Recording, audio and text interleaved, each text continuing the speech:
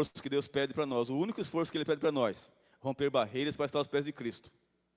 Entende? Tem que romper barreiras.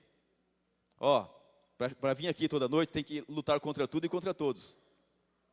Mas a maior barreira é contra você mesmo. Sabia? Tem que romper. E você vai ver que valeu a pena, cada noite aqui. Então, nessa semana, vamos estudar aqui, irmãos, temas extraordinários. Né?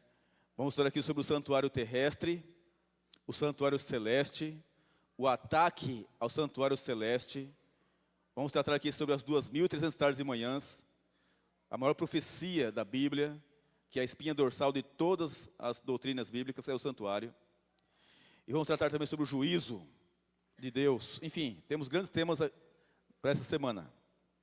Tá certo? Faça seus ajustes para você não faltar.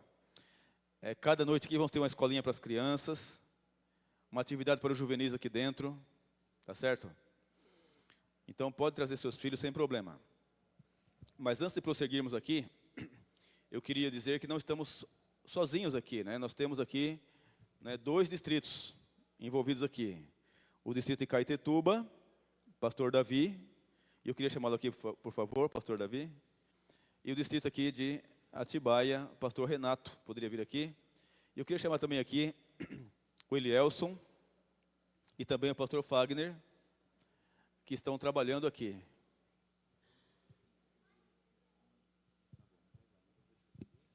Então notem, então o pastor Davi, esse jovem aqui, ó, tá certo? Pastor Davi, gente fina.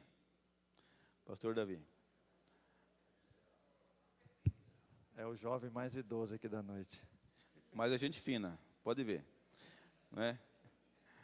Ele cuida de Caetetuba, tá certo? Distrito de Caetetuba. Quantas igrejas lá, pastor? 8 congregações adventistas na região ali de Caetetuba, né? Envolvendo Mairiporã. E o Elielson, tá?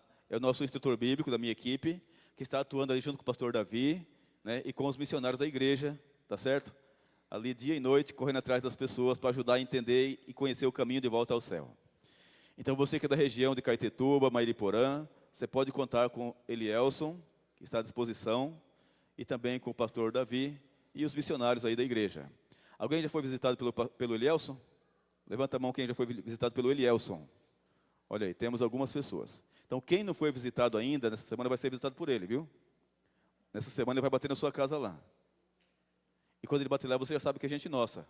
Tá certo? Que vai abençoar a sua casa. Vai orar com a sua família, vai ajudar no entendimento da palavra, tá certo? Então Elielson está percorrendo aquela região ali junto com o pastor Davi. E aqui é o pastor Renato, que é o pastor aqui dessa igreja, né? E aqui da região de Atibaia. E pega também Bom Jesus dos Perdões. Piracaia e Nazaré Paulista. Hoje pela manhã eu estive lá com ele, né? Em Bom Jesus dos Perdões, né? Foi uma bênção ali. E junto com ele está aqui nosso instrutor bíblico da minha equipe também, o pastor Fagner, que está trabalhando aqui já há algum tempo também, visitando as famílias e ajudando no entendimento da palavra. Alguém já foi visitado por ele? Levanta a mão. Olha aí, temos um grande grupo aí que já foi visitado por ele. Quem não foi, vai ser visitado essa semana, tá? Ele vai bater na sua casa lá. Então você já sabe quem é, né? Gente nossa. Tá bom? Muito bem, obrigado. Vamos dar saudação assim de gratidão a esse grupo. Irmãos, temos uma escolinha para as crianças, então as crianças de 7 anos para baixo podem sair para a escolinha. Cadê as professoras? Estão ali, olha aí.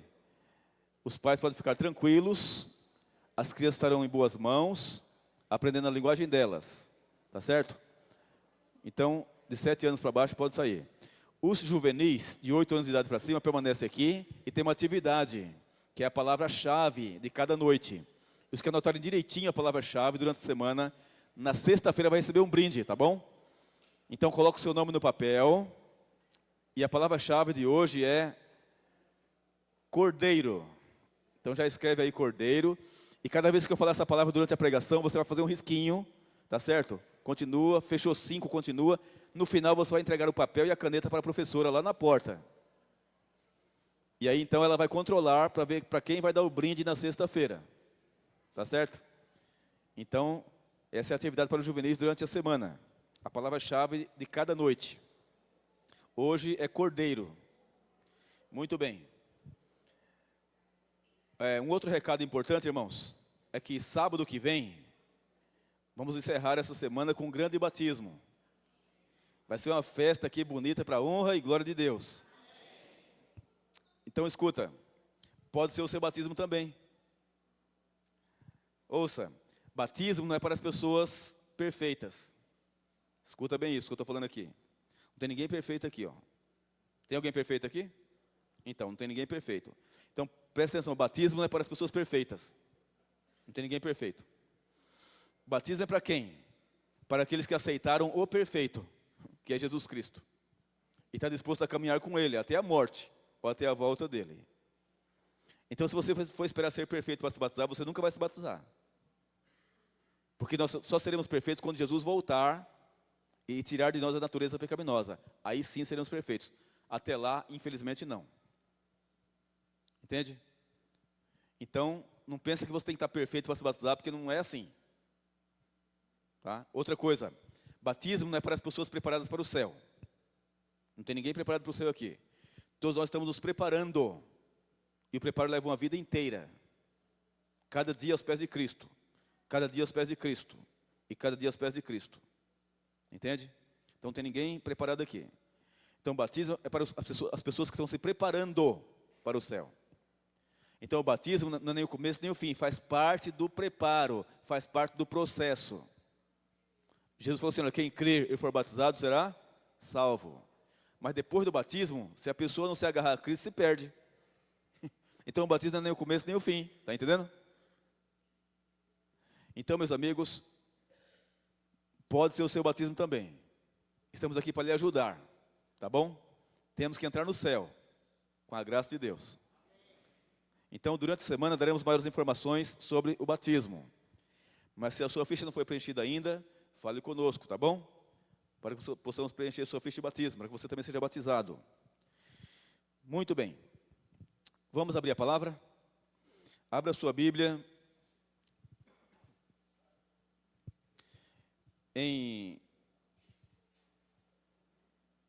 Deixa eu já projetar aqui, ó.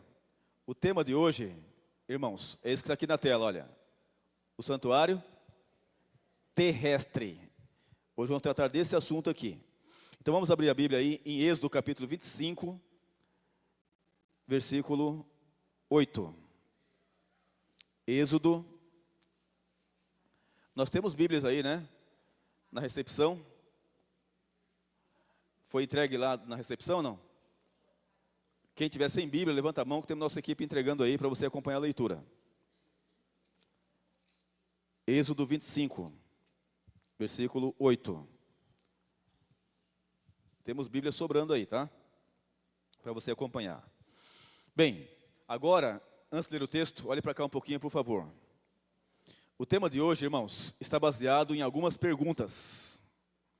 Primeira pergunta: quando foi elaborado o plano da salvação? Segunda pergunta: como Deus apresentou o plano da salvação a Adão e Eva? Terceira pergunta: qual a orientação de Deus a Moisés? Quarta pergunta: qual a razão do santuário terrestre? Quinta pergunta: quais eram os compartimentos do santuário terrestre? Como era o ritual do santuário terrestre? Que tipificava o santuário terrestre? Que tipificava o lugar santíssimo?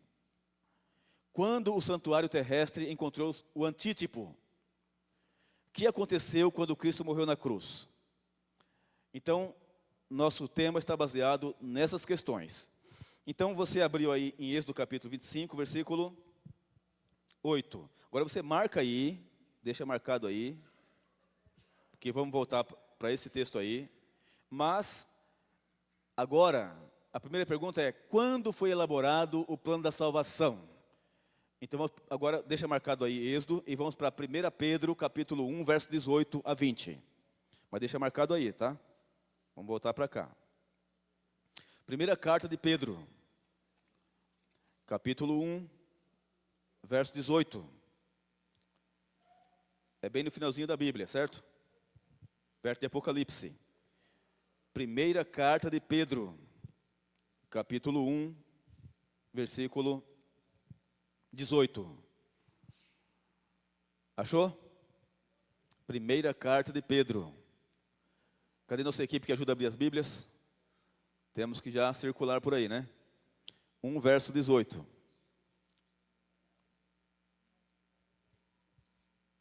É no finalzinho da Bíblia, viu? Perto do Apocalipse.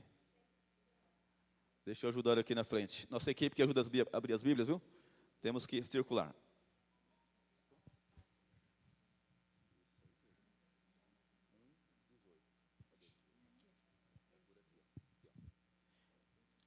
É isso aí mesmo, aí mesmo. Não está certo aqui. Você estava certo aqui, rapaz.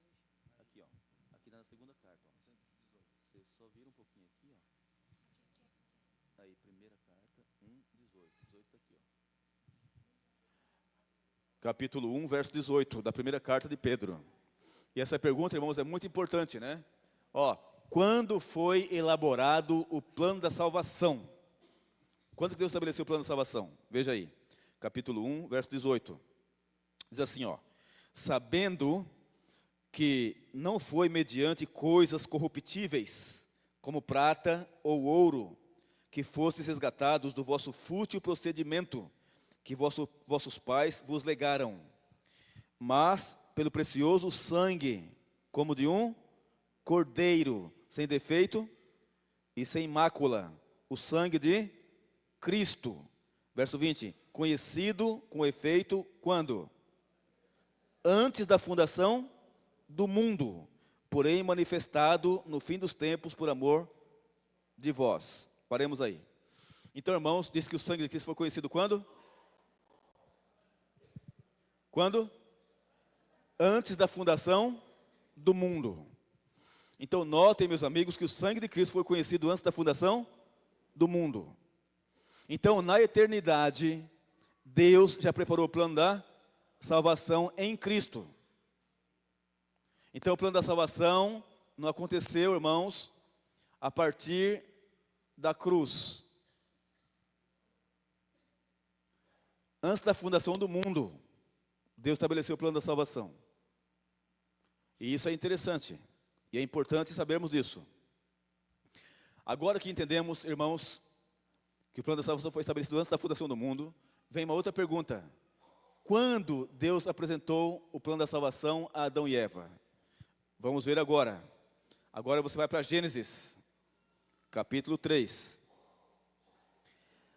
Aqui em Gênesis capítulo 3, mostra a queda do homem. No capítulo 3. Veja aí. Gênesis capítulo 3. Acima do capítulo 3 tem um título, não tem? O que fala aí? A queda do homem. O capítulo 3 conta a triste história, irmãos. A desgraça é contada aqui, no capítulo 3. Como que o pecado entrou nesse mundo aqui, ó.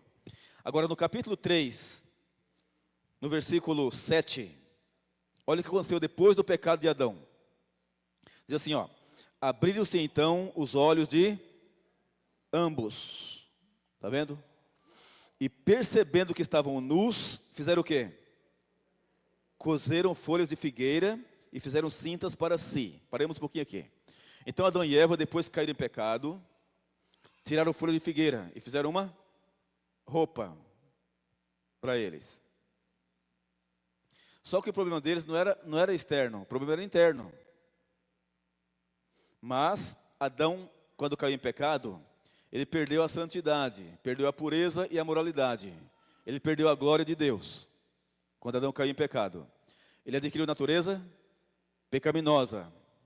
E aí então, quando ele perdeu a santidade, a pureza e a moralidade, aí ele correu, tirou folha de figueira para se cobrir. Porque ele percebeu que estava nu. Nu, não só externamente, mas nu internamente. Porque ele perdeu a santidade, a pureza e a glória de Deus. Aí então, irmãos, o que aconteceu? Versículo 8. Verso 8. Quando ouviram a voz do Senhor Deus, que andava no jardim, pela viração do dia, esconderam-se da presença do Senhor Deus, o homem e sua mulher, por entre as árvores do jardim. Então agora, irmãos, Adão teve medo de Deus, depois do pecado. E sabe o que é interessante? Que antes do pecado, Adão não tinha medo de Deus. Aliás, Adão adorava Deus pessoalmente, todos os dias, na hora do pôr do sol, na viração do dia. Então, todos os dias, na hora do pôr do sol, Deus vinha no jardim do Éden. Adão e Eva adoravam a Deus pessoalmente. E foi o único casal que teve o privilégio de ver Deus e adorá-lo pessoalmente. Mas até o momento que caíram em pecado. A partir do pecado, Deus nunca mais foi visto por ninguém até hoje, em glória e majestade. Nunca mais. Por quê? Porque o ser humano adquiriu natureza pecaminosa. E dela está o orgulho, a inveja e o egoísmo. E ninguém está livre disso. Por isso que você não vê Deus, viu? Por isso que eu não vejo Deus. Porque nós nascemos com a natureza pecaminosa. O pecado fez separação entre o homem e Deus. Aí então, no versículo 9, diz assim, ó. E chamou o Senhor Deus ao homem e lhe perguntou, onde estás? Olha a pergunta de Deus. Adão, ei, Eva, onde estás? Essa pergunta que ele fez significa o quê? Adão, Eva, vocês sabem a besteira que vocês cometeram? Onde estás? Tem ciência do que você fez? Então Deus agora tomou a atitude de ir atrás do homem. Interessante, né? Deus poderia abandonar o ser humano, mas ele foi atrás. Perguntou, escuta, você sabe o que você fez da vida? A desgraça que você fez? Está ciente disso? Aí no versículo seguinte, irmãos, versículo 10, diz o quê? Ele respondeu, ouvi a tua voz no jardim, e porque estava nu, tive medo e me escondi. Então veja que Deus veio na hora certa, no lugar certo, como vinha todos os dias, na viração do dia, no pôr do sol. Mas, dessa vez, Adão tinha pecado. E ó, se escondeu da presença de Deus. Então esse é o texto que mostra que antes do pecado nós vivíamos na presença de Deus. Agora, Adão colocou folha de figueira, querendo reparar a besteira que fez. Querendo recuperar a pureza, a santidade, a moralidade, a glória de Deus. Aí Deus chegou e falou assim, filho, não tem jeito não, isso aí que você está fazendo aí não resolve não. Ó, presta atenção, você vai colocar a folha de figueira pela manhã e à tarde vai estar murcha e vai secar. Sabe o que vai acontecer? Vai precisar de nova folha de figueira. Aí você vai pegar a nova folha de figueira, vai fazer uma roupa e mais tarde vai murchar e secar. E sabe o que vai acontecer? Vai precisar de nova folha de figueira. E vai virar um círculo vicioso e não resolve o problema. Aí então o que Deus fez? Olha o verso 21, capítulo 3, verso 21. E fez o Senhor Deus o quê? Vestimenta de peles para Adão e sua mulher, e os vestiu. Então paremos aqui. Irmãos, agora, houve a primeira morte na face da terra. Deus explicou para Adão e Eva o plano da salvação em Cristo, através da morte de um cordeiro. Então Adão teve que se arrepender do pecado que tinha cometido, Eva também. E agora arrependido teve que fazer o quê? Deus explicando para eles. Teve que pegar as duas mãos, colocar na cabeça de um cordeiro, de uma ovelha, de um animal manso. Teve que confessar o pecado na cabeça do animal. Aí terminando de confessar o pecado na cabeça do animal, ele teve que pegar um facão e cortar o pescoço do animal. E ali, pela primeira vez, Adão viu, irmãos, sangue sendo derramado. Ele nunca tinha visto isso. Adão viu morte, e ele tremeu, e viu quão terrível é o pecado. Causa derramamento de sangue, causa morte.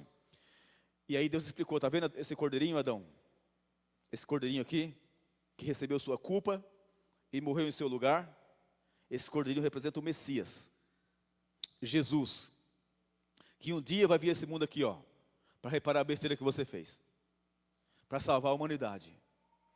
Então, irmãos, Deus apresentou a Adão e Eva no jardim do Éden o plano da salvação, através da morte de um cordeiro. E Adão, irmãos, aceitou Jesus. Eva também aceitou Jesus. Então, notem que a pergunta é, quando Deus apresentou o plano de salvação a Adão e Eva? No jardim do Éden, após o pecado. Após o pecado. Veja, através da morte de um cordeiro. Aí Deus falou assim, olha, folha de figueira não resolve. O que resolve é o sangue de Cristo. A folha de figueira não resolve, não. Qualquer coisa não resolve. O que resolve é o sangue de Cristo. E aí tirou a pele do cordeiro e fez uma roupa para eles. Meus amigos, agora vem uma pergunta. Como foi chamado Jesus Cristo? João capítulo 1, verso 29.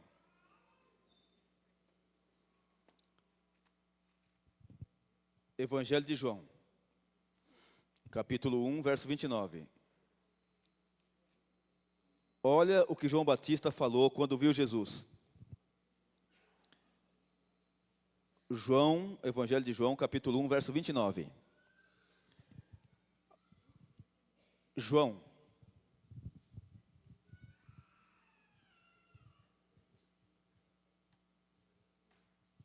Capítulo 1, versículo 29. Olha o que diz aí. No dia seguinte, viu João a quem? Hein? Viu João a Jesus, que vinha para ele, e disse, eis o quê? O Cordeiro de Deus, que tira o pecado do mundo. Então, irmãos, como Jesus foi chamado? Hein? O Cordeiro de Deus, que tira o pecado do mundo. Então, notem, quando Adão, irmãos, arrependido, pelo Espírito Santo, ele se arrependeu. Ele colocou as mãos na cabeça do animal e confessou sua culpa. Então, simbolicamente, ele transferiu sua culpa para o bichinho. E para o homem não morrer, porque o salário do pecado é a morte, o animalzinho inocente morreu no seu lugar. Então, o plano da salvação é o inocente pagando pelo culpado. O inocente pagando pelo culpado. O inocente pagando pelo culpado. Mas aquele cordeirinho representava quem? O Messias, Jesus. E João disse, eis o Cordeiro de Deus, que tira o pecado do mundo.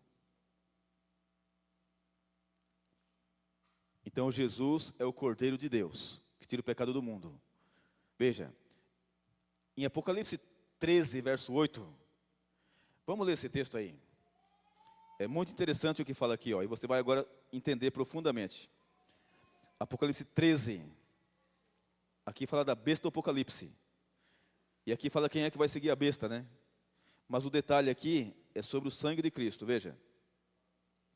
Apocalipse 13, versículo 8. Apocalipse é fácil, que é o último livro, né? 13, 8, diz assim, ó. E adorá-la-ão todos os que habitam sobre a terra, aqueles cujos nomes não foram escritos no livro da vida de quem? Do Cordeiro, que foi morto desde a fundação do mundo. Então Jesus é chamado o Cordeiro que foi morto desde a fundação do mundo. Interessante, né? Tá vendo? Então aquele cordeirinho que foi morto lá representava Jesus. Lá na fundação do mundo. Quando Adão teve que confessar os pecados na cabeça do animal. Bem, agora que entendemos isso, irmãos, qual a orientação de Deus a Moisés? Vamos ver agora, volte lá onde você tinha marcado, em Êxodo capítulo 25, versículo 8.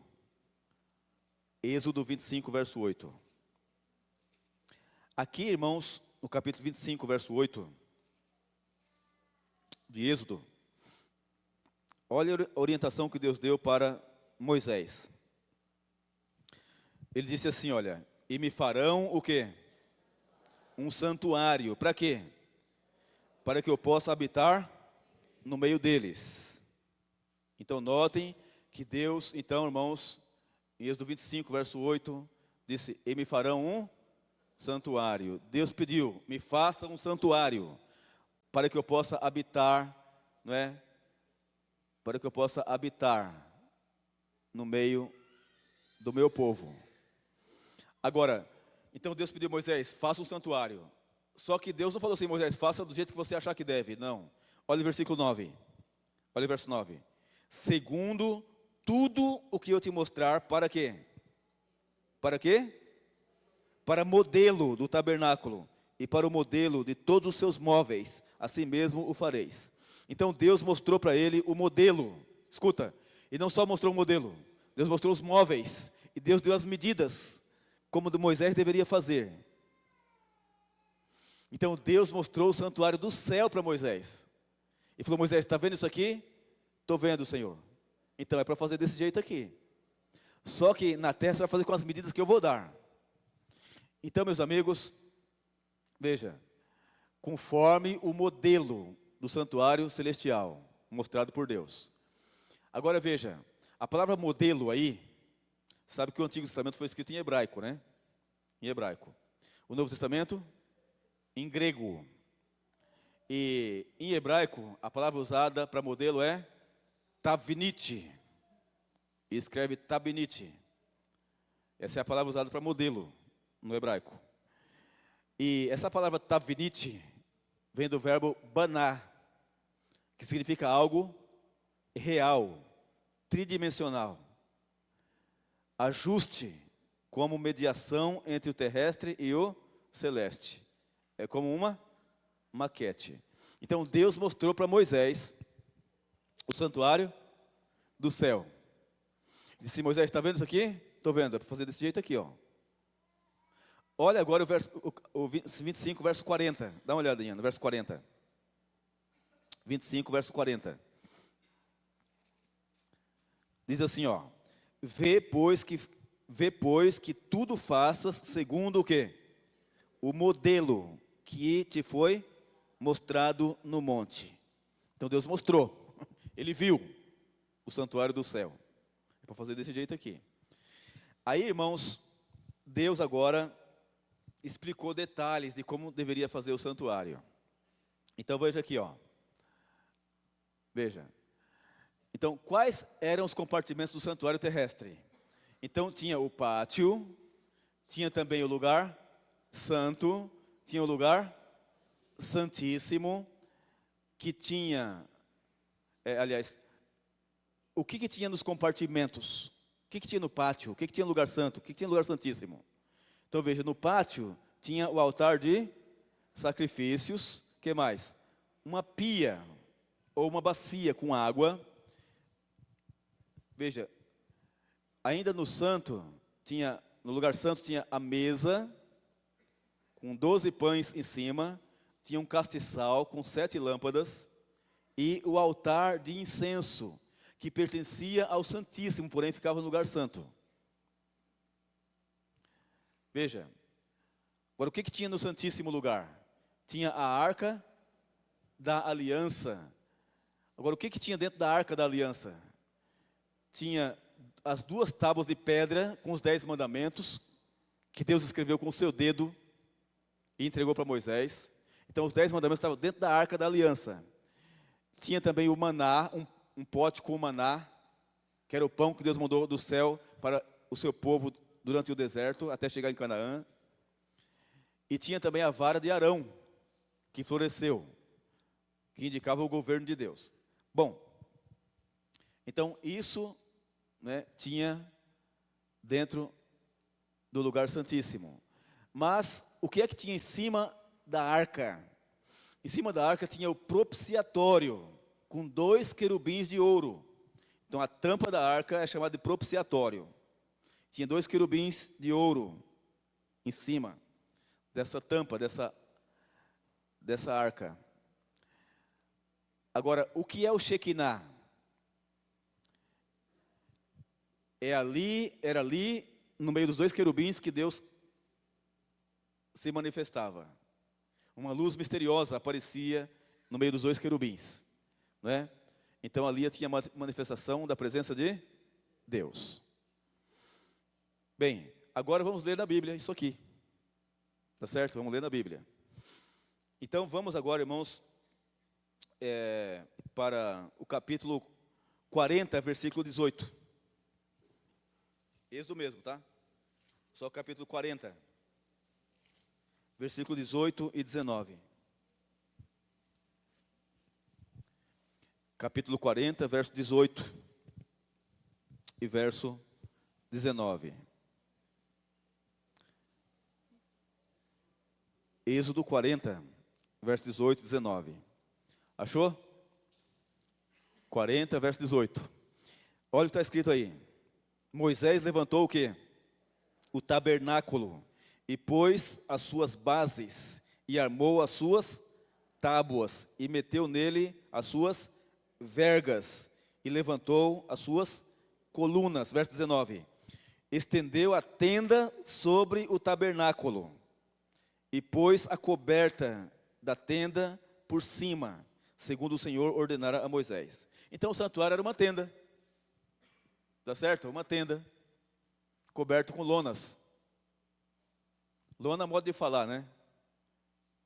Tinha um tecido especial ali, e várias camadas que cobria ali essa tenda.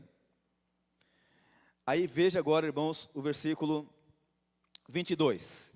22. Pôs também o quê? Hein? A mesa na tenda da congregação. Então, dentro do lugar santo estava a mesa, ao lado do tabernáculo, para o norte, fora do véu. Verso 23. E sobre ela pôs em ordem o quê?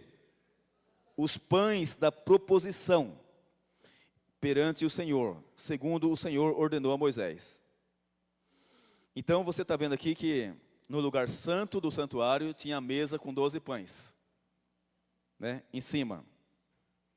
Agora, o que mais tinha lá? Olha o versículo 24. Pôs também na tenda da congregação o quê? O candelabro, é o castiçal, de fronte da mesa, ao lado do tabernáculo para o sul. Está vendo? E verso 25. E preparou as lâmpadas perante o Senhor, segundo o Senhor ordenara a Moisés. Então o castiçal tinha sete hastes assim, ó. Em cima de cada haste tinha a lâmpada, ficava aceso ali. Daqui a pouco vamos entender melhor ali na tela, né? Agora,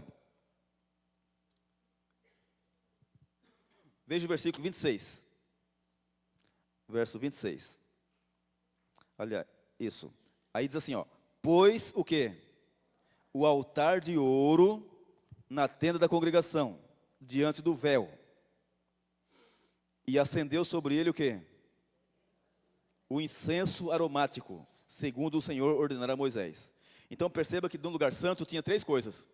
A mesa com 12 pães, o castiçal com 7 lâmpadas, e que mais? O altar de ouro, o altar de incenso.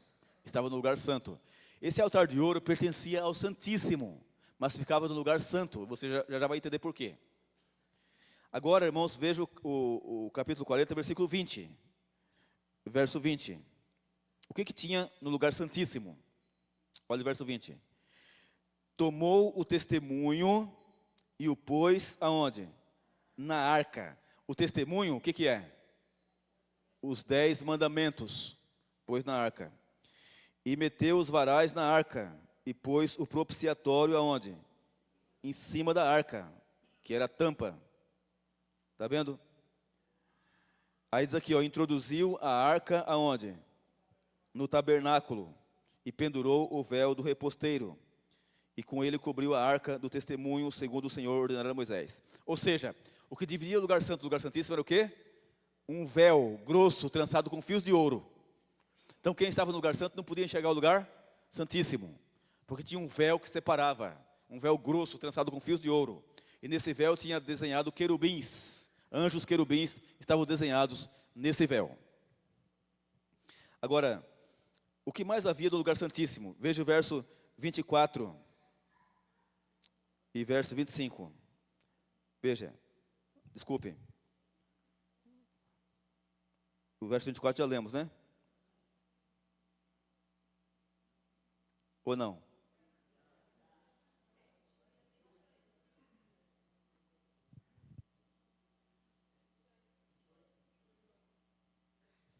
É o 28. Não, só um pouquinho. Só um pouquinho aí. Não, agora vamos verificar, irmãos, o capítulo 26 de Êxodo. Só que agora o capítulo 26, verso 33 e 34. capítulo 26, verso 36, aliás, 33 e 34.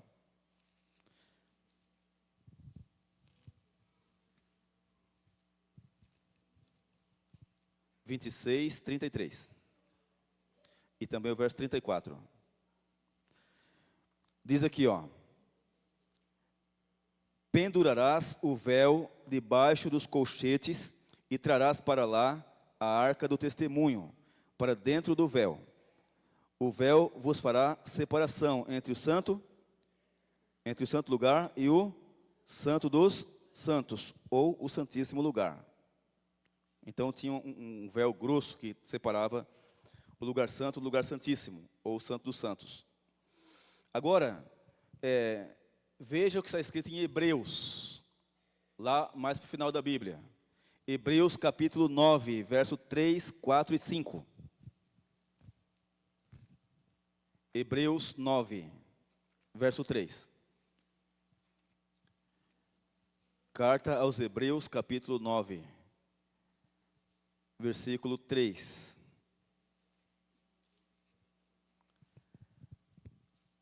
Hebreus 9, verso 3. Dá uma olhadinha agora o que está escrito aí, ó. Diz assim, ó.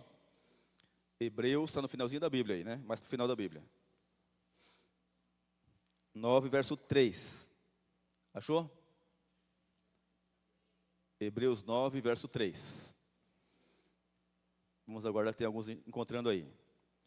Diz assim, ó. E por trás do segundo véu se encontrava o tabernáculo que se chama o quê? O Santo dos Santos, ou o Santíssimo. Verso 4. O qual pertencia um altar de ouro para o incenso.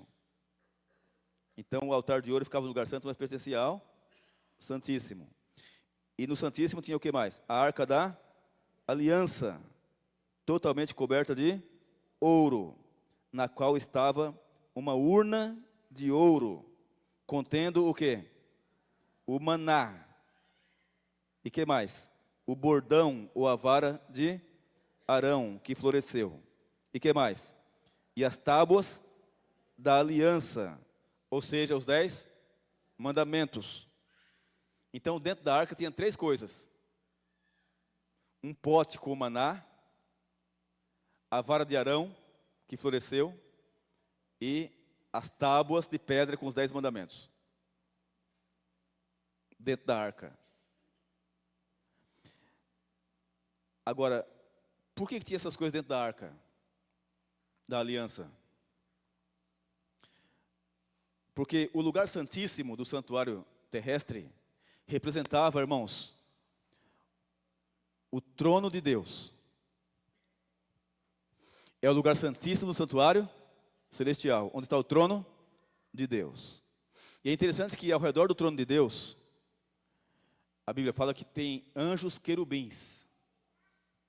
Aliás, o Lúcifer era um anjo querubim. Ele ficava ali ao redor do trono de Deus, no lugar santíssimo do santuário celestial. Só que Moisés não podia fazer anjo de verdade na terra. Aí o que ele fez? 2 anjos de ouro, conforme Deus orientou, que estavam em cima da arca da aliança, chamado propiciatório. E o véu que dividia o lugar santo do lugar santíssimo tinha desenhado o quê? Querubins. Então veja aí no versículo 5, diz assim, ó. E sobre ela, sobre a arca, tinha o quê? Os querubins de glória, que com a sua sombra cobriam o propiciatório. Dessas coisas, todavia, não falaremos agora pormenorizadamente. Então, paremos aqui um pouquinho. Paremos aqui. Então, o que significava isso, irmãos? Dentro da arca. Então, o pote com maná representava a providência de Deus. Porque quando o povo estava indo do Egito para a terra de Canaã, então, quando não tinha comida, Deus mandou comida de onde? Do céu. Interessante, Deus mandou comida do céu, que é chamado de maná. Tem gente que fala assim, não cai comida do céu. Cai sim, viu? Se for preciso, Deus manda. Porque no passado ele mandou comida do céu. Todo dia ele mandava. Só que ele não mandava na boca de ninguém, não. Ele mandava o maná e falava assim, tem que sair bem cedo para colher, antes do sol nascer. Então tem que trabalhar, entendeu? Tem que levantar cedo. E trabalhar, antes do sol nascer. Porque depois que o sol vinha, derretia tudo aquele negócio. Então o maná representava a providência de Deus, irmãos, o cuidado de Deus com o seu povo. Que Deus sustenta o seu povo. Deus não deixa seus filhos morrerem de fome. Escuta, Deus providencia o necessário. Esse é o sentido do maná. E a vara de Arão que floresceu, representava o governo de Deus. Porque quando o povo estava questionando quem deveria ser o líder do povo, Deus falou assim, olha, as 3 pessoas que estão aí querendo ser líderes, pegam uma vara seca e põe lá fora, deixa dormir lá. No dia seguinte, a vara que nasceu flor, a vara seca, que nascer flor, vai ser esse aí que vai coordenar meu povo. E aí, das 3, foi a vara de Arão que nasceu flor. Então, representa o governo de Deus. E os 10 mandamentos, dentro da arca, representa o quê? A norma do juízo divino. Irmãos, vamos ser julgados por Deus pela lei de trânsito? Não, é pelos 10 mandamentos. Que Deus escreveu com o seu dedo em 2 tábuas de pedra. Você sabe que os 10 mandamentos, irmãos, Deus escreveu em 2 tábuas de pedra. Na primeira tábua ele escreveu 4. Na segunda escreveu 6. Porque os 4 primeiros mandamentos, dos 10, falam do amor do homem para com o seu Deus. É o amor vertical, do homem para com Deus. E os 6 últimos falam do amor do homem para com o seu próximo. Por isso, irmãos, os 10 mandamentos se resumem numa palavra só: amor. Amor a Deus e amor ao próximo. Então, os 10 mandamentos, irmãos, refletem o caráter de Deus. E, em princípio, os 10 mandamentos são eternos. Só que tem pastor por aí, irmãos, que ensina para os seus fiéis que os 10 mandamentos foram abolidos. E mais, eles começam a dizer assim, olha, irmãos, não estamos mais no tempo da lei, estamos no tempo da graça. E falam isso como se tivesse tido algum tempo na história que a salvação tivesse sido pela lei. A salvação nunca foi pela lei. A salvação sempre foi pela graça e pela fé no sangue de Cristo. Você viu hoje, o plano da salvação foi elaborado antes da fundação do mundo e apresentado a Adão e Eva, através da morte de um cordeiro. E o cordeiro representava quem? Jesus. Está vendo? Então notem que o plano da salvação nunca foi pela lei, sempre foi pela graça e pela fé no sangue de Cristo. Então esses 10 mandamentos, irmãos, que Deus escreveu, estavam dentro da Arca da Aliança. E em cima tinha uma tampa, né, com 2 anjos de ouro, os querubins. As asas encontravam assim em cima e o rosto deles estava voltado para baixo. Então ali, irmãos, é chamado de propiciatório. Né? O que é o propiciatório? É a misericórdia de Deus que triunfa sobre o juízo. É o perdão de Deus que Deus oferece. Então note que aquela tampa significava a misericórdia de Deus sobre aqueles que cometem pecado contra os 10 mandamentos e se arrependem e confessam o pecado a Deus e perdoam em nome de Cristo. Deus aceita ele de volta. É a propiciação. Bem, agora que entendemos isso, irmãos, vamos agora entender uma outra parte muito importante. O que havia ao redor do santuário? Vamos ver. Volte para Êxodo capítulo 40, agora versículo 29 e 30. Êxodo 40, verso 29 e 30. Êxodo 40, verso 29 e 30. Achou? Diz assim, Êxodo 40, verso 29 e 30. Pois o quê? O altar do holocausto, aonde? À porta do tabernáculo, da tenda da congregação. E ofereceu sobre ele o quê? Holocausto ou sacrifício e oferta de cereais, segundo o Senhor ordenara a Moisés. que mais que tinha lá? Verso 30. Pôs o quê? A bacia entre a tenda da congregação e o altar, e a encheu de água para se lavar. Então, paremos aqui. Paremos aqui. Aliás, vamos continuar aqui, ó. Vamos continuar no verso 33. Olha, levantou também o quê? Hein? O átrio. O que é átrio? É o pátio. Levantou também o pátio ao redor do tabernáculo e do altar, e pendurou o reposteiro na porta do átrio. Assim Moisés acabou a obra. Paremos aí. Vamos aqui para a tela.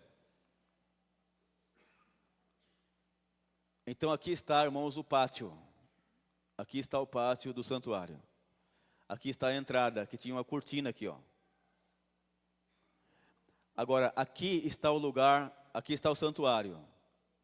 Esse santuário, a entrada era aqui. Tinha uma cortina também aqui. E aqui tinha a cortina que dividia o lugar santo do lugar. Aqui é o lugar santo, aqui é o lugar santíssimo. Esse véu aqui, ó, era trançado com fios de ouro. Quem estava aqui não podia enxergar aqui. Aí veja, aqui na entrada tinha o altar de sacrifício, o altar de holocausto. Aqui, logo que entrava aqui no pátio. E em cima do altar tinha 4 pontas.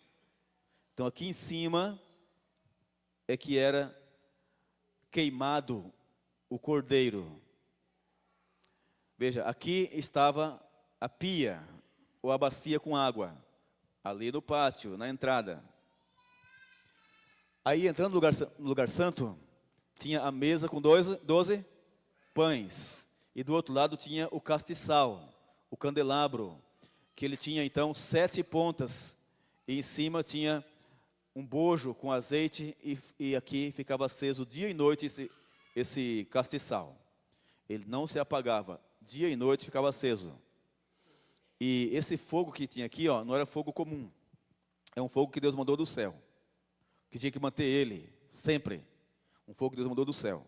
Não era um fogo que você ia lá e acendia o fósforo lá. Não. Então, esse é o castiçal. Então, de um lado aqui do lugar santo tinha a mesa com 12 pães. Aqui o castiçal. Agora, bem aqui perto do véu, estava o altar de incenso. Em cima tinha 4 pontas também.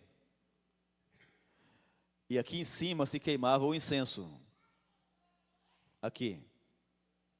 Esse altar pertencia ao Santíssimo, porém ficava no lugar santo.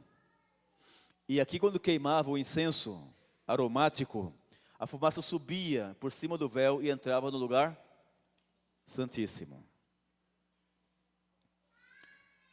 Agora, dentro do lugar santíssimo estava a arca da aliança. E dentro da arca tinha 3 coisas. Quais eram mesmo? O maná, a vara de Arão e os 10 mandamentos. Agora, em cima tinha o propiciatório. Essa tampa aqui, ó, de ouro. E em cima da tampa estava ali 2 querubins. 2 querubins. Estou bom de desenho, não estou? Misericórdia, né? Pois é.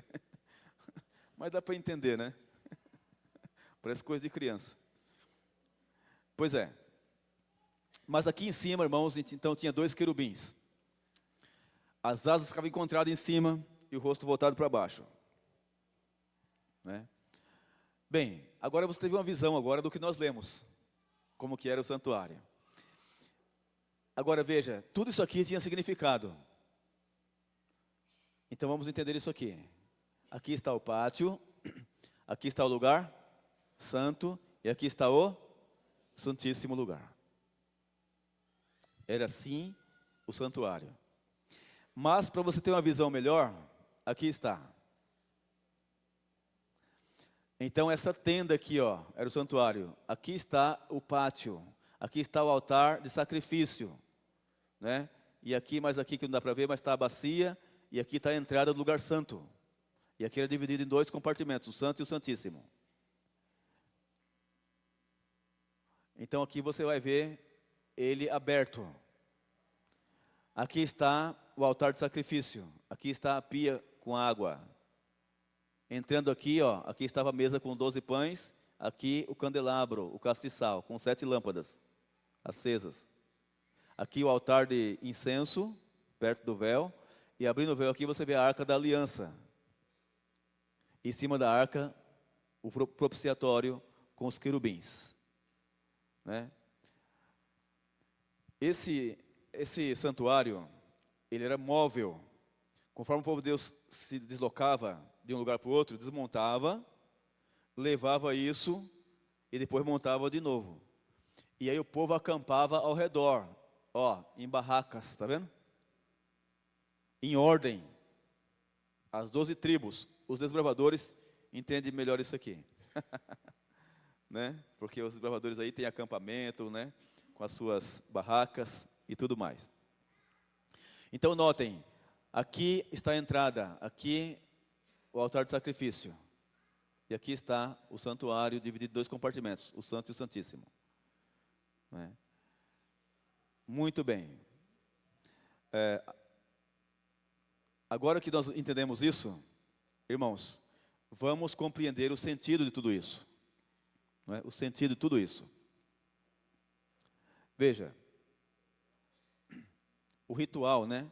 Vamos para Hebreus, capítulo 9, versículos 6 e 7. Hebreus 9, 6 e 7.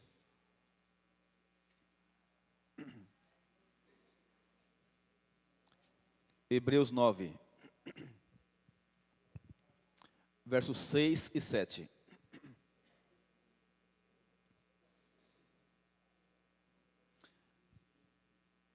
Hebreus 9, versos 6 e 7. Diz assim, ó. Ora, Hebreus 9, tá? Vamos aguardar que tem alguns encontrando aí. Hebreus 9, versos 6 e 7. Achou? Hebreus 9, 6 e 7. Ora, depois de tudo isto, assim preparado, continuamente entram no primeiro tabernáculo, quem? Os sacerdotes. Para quê? Para realizar os serviços sagrados. Então, paremos um pouquinho aqui. Olhe para cá. Deixa eu voltar aqui, ó. Então, veja aqui. Nesse primeiro compartimento, quem que entrava aqui? Os sacerdotes. Para realizar o serviço sagrado. Agora, veja o versículo seguinte, verso 7. Verso 7. Mas, no segundo compartimento, quem é que entrava? O sumo sacerdote. Ele sozinho. Está vendo? Ele entrava sozinho. Ninguém entrava com ele. E quantas vezes ele entrava lá por ano? Olha aí. Uma vez por ano ele entrava lá, só. E entrava não sem sangue. Ele entrava com sangue. Que oferece por si e pelos pecados de ignorância do povo. Está vendo? Paremos aqui. Paremos aqui. Então, meus amigos, aqui entrava quem? Os sacerdotes. Mas aqui, somente o sumo sacerdote. E uma vez por ano. Imagine, uma vez por ano ele entrava lá. Por quê e para quê, né? Bom, vamos agora entender.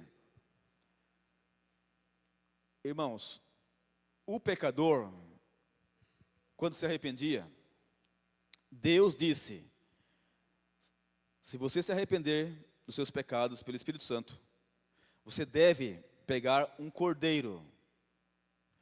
Cordeiro significa animal manso, não podia ser velho nem aleijado. Aí o pecador com esse cordeiro, ele vinha e entrava aqui, ó, no pátio. Ele não entrava aqui não, só no pátio. E aí então aqui no pátio, deixa eu ver se eu voltando aqui.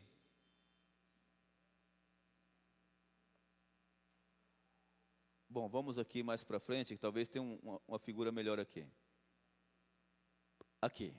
O pecador vinha com o cordeiro, está vendo aqui? E aqui diante do sacerdote, o sacerdote vinha encontrar com ele aqui.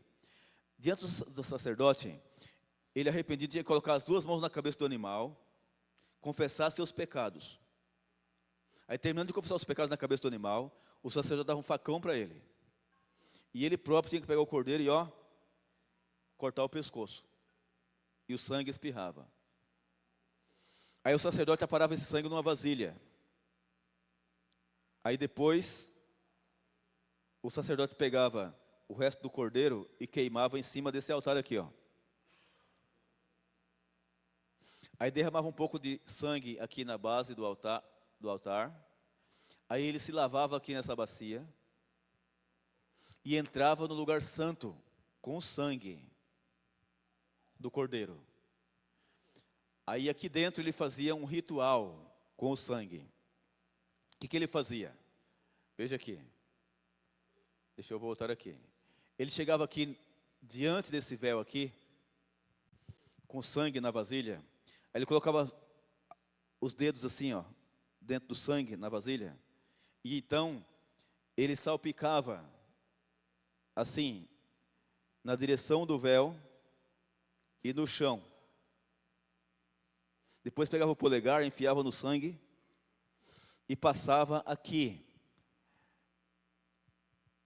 nas 4 pontas desse altar. Ele passava o sangue ali. Depois, ele queimava incenso aqui. E esse incenso subia, a fumaça e entrava aqui, Mas o sacerdote não entrava aqui, não. E isso era todos os dias. 2 vezes por dia. Uma vez pela manhã e outra pela tarde. Todos os dias. O sacerdote entrava aqui. Ele pegava, os pecadores vinham com o cordeiro. Sacrificava, confessava os pecados aqui na entrada, aqui, no pátio. Cortava o pescoço do animal. E então o sangue era derramado e o sacerdote aparava o sangue. Então veja, esse é o ritual do santuário. Vamos ler aqui, para você ter firmeza na palavra, né? Vamos agora para o livro de Números. Números, capítulo 28, versículo de 1 a 4. Números, lá no início da Bíblia, lá, depois de Levítico. Números 28.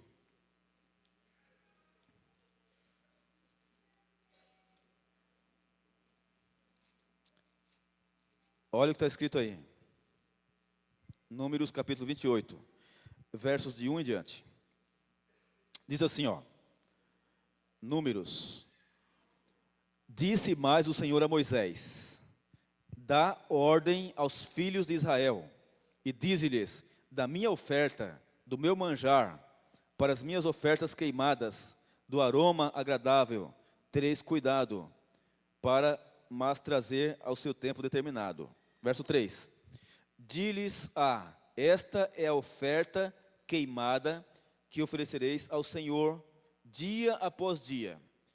2 cordeiros de 1 ano. Então tinha que ser novo, não podia ser velho. Sem defeito, não podia ter defeito nenhum o cordeiro. Em contínuo holocausto. Ou seja, continuamente. Verso 4. Um cordeiro oferecerás pela manhã, e o outro ao crepúsculo da tarde. Está vendo? Então, todos os dias, pela manhã e pela tarde, se sacrificava cordeiro ali no santuário.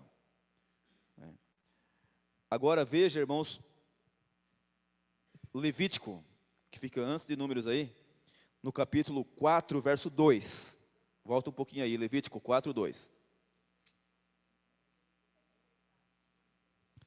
4, verso 2.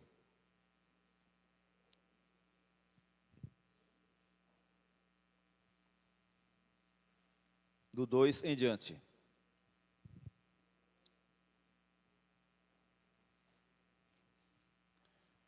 Achou? Diz assim, fala aos filhos de Israel, dizendo: Quando alguém pecar por ignorância, olha que interessante, irmãos. Aqui fala do pecado por ignorância, que a pessoa não sabe que é pecado. Veja, quando alguém pecar por ignorância contra qualquer dos mandamentos do Senhor, por fazer contra algum deles o que não se deve fazer. Verso 3. Se o sacerdote ungido pecar para escândalo do povo, oferecerá pelo seu pecado o quê? Um novilho sem defeito ao Senhor, como oferta pelo pecado. Verso 4. Trará o novilho aonde? À porta da tenda da congregação, ou seja, ali no pátio, perante o Senhor. Porá o quê? A mão sobre a cabeça do novilho. E faça o quê? E o imolará, degolará perante o Senhor. Então o sacerdote ungido tomará do sangue do novilho e o trará aonde? À tenda da congregação, no lugar santo. E molhando o dedo no sangue, aspergirá dele 7 vezes perante o Senhor, diante do véu. Está vendo aí? Do santuário. Verso 7. Então ele fazia 7 vezes assim, ó, com sangue na direção do véu. Verso 7. Também daquele sangue porá o sacerdote sobre os chifres do altar, do incenso aromático, perante o Senhor. Altar que está na tenda da congregação, que é o lugar santo. E todo o restante do sangue do novilho derramará aonde? A base do altar, do sacrifício, do holocausto, que está à porta da tenda da congregação. Então, ele pegava o resto do sangue aqui, ó, derramava aqui, ó, ao redor desse altar. Aqui, ele espargia diante do véu 7 vezes, molhava os 4 pontos aqui com sangue e saía, e o resto do sangue derramava aqui, em volta do altar. Esse sacrifício. Qual que é o versículo agora? 8. Diz assim, ó, toda a gordura do animal, do novilho, da expiação, tirará dele a gordura que cobre as entranhas e toda a gordura que está sobre as entranhas. E aí ele explica aqui como é que tem que fazer agora com o resto do animal. Mas veja agora, irmãos, o verso 27. Verso 27.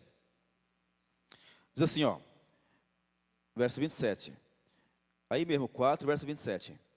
Se qualquer pessoa do povo da terra pecar por ignorância, por fazer alguma das coisas que o Senhor ordenou, se não fizessem, e se tornar culpado, ou se o pecado em que ela caiu lhe for notificado, ela tomou conhecimento do pecado agora, trará por sua oferta o quê?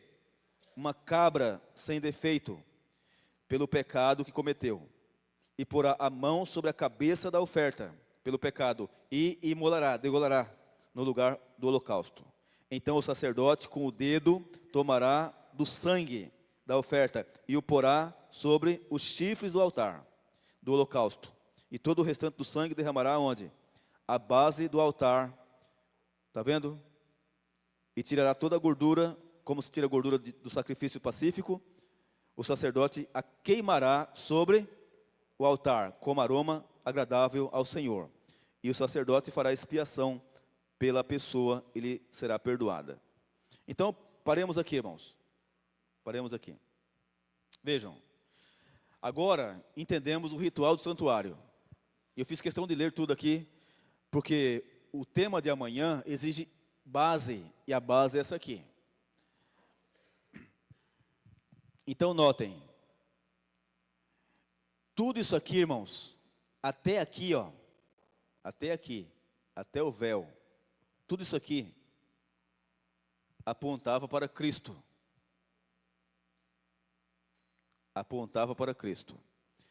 O cordeiro que recebia os pecados do povo aqui e era morto, representava quem? Jesus Cristo. O cordeiro de Deus que tomou sobre si os nossos pecados. Ele não tinha pecado, ele morreu por causa dos seus pecados, dos meus pecados.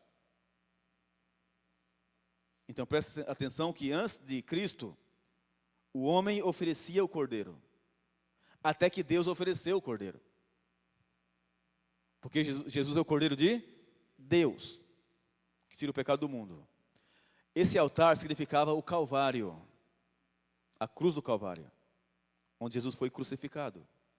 Essa pia com água, que o sacerdote se lavava aqui antes de entrar aqui, representava o quê? Representava o tanque batismal. Aqui está o batistério. Aqui tem água aqui, ó. Então, essa pia que ficava lá representava, irmãos, o batismo, que é a porta de entrada para a igreja, que torna a pessoa membro do corpo de Cristo. O batismo torna a pessoa membro do corpo de Cristo. E o corpo de Cristo é a igreja. Então, essa água também representava Cristo, a água da vida. Ele disse, eu sou a água da vida. Quem beber dessa água jamais terá sede. Então, aqui tem dois significados, né?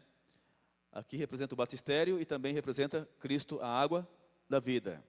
Ou seja, a água representa o sangue de Cristo. Por quê? Porque a água do batismo não é água benta, não é água ungida, é água comum. Então o poder não está na água, está no sangue de Cristo, que nos purifica de todo o pecado. Agora, entrando aqui, do lado direito tinha a mesa com 12 pães. O pão representa quem? Jesus, o pão da vida. Ele disse, eu sou o pão da vida. Quem comer desse pão jamais terá fome, disse ele. E representa também a providência de Deus, em Cristo e por Cristo. Agora tinha 12 pães, representando o quê? As 12 tribos de Israel. E depois os 12 apóstolos. Agora, aqui, entrando do lado esquerdo, tinha o castiçal, com 7 lâmpadas. Aqui também apontava para Cristo, irmãos. Porque Jesus disse assim, olha, eu sou a luz do mundo. Quem me segue, não andará nas trevas, mas terá a luz da vida. Aqui, o altar de incenso. O altar de incenso. Então, notem que o aroma, quando estava queimando aqui, o cheiro suave, através da fumaça, subia e entrava aqui. O que representava, irmãos, essa fumaça desse incenso aqui? As orações do povo de Deus, subindo como cheiro suave às narinas de Deus. Porque o lugar santíssimo é representava o trono de Deus. Então, a fumaça que subia aqui, ó, com cheiro agradável e entrava para cá, representava a oração, as orações do povo de Deus, arrependido, que agora estava subindo como cheiro suave às narinas de Deus. Então você percebe que tudo aqui, ó, apontava para Cristo, tá vendo? Aqui não. O lugar santíssimo não. Aqui apontar para o trono de Deus. Tá certo? Muito bem. Então, o que aconteceu quando Jesus morreu na cruz? Acabou tudo isso aqui. Vamos entender, né? Vamos compreender. Nós paramos aí em Levítico, não é isso? Em Levítico. Agora, nós vamos avançar. Vamos ler aí Levítico 16, verso 5. Levítico 16.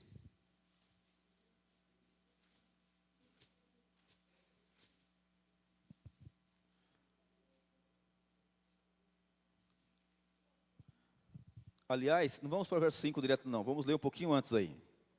Porque agora, irmãos, nós vamos entender como que era feito, ou como que era feita a purificação do santuário. Olhe para cá um pouquinho. Olhe para cá um pouquinho. Quando o sacerdote pegava o sangue aqui do animal e entrava aqui, e ele aspergia no véu, diante do véu aqui, 7 vezes, e passava nas pontas aqui. Então, simbolicamente, ele estava trazendo para dentro do lugar santo os pecados do povo. Muita atenção no que eu vou dizer aqui, ó. O pecador confessava os pecados da cabeça do animal, pois sacrificava o animal, o sangue era derramado. O sacerdote pegava numa vasilha e trazia para onde? Para aqui dentro, do lugar santo, e espargia 7 vezes aqui diante do véu, diante do trono.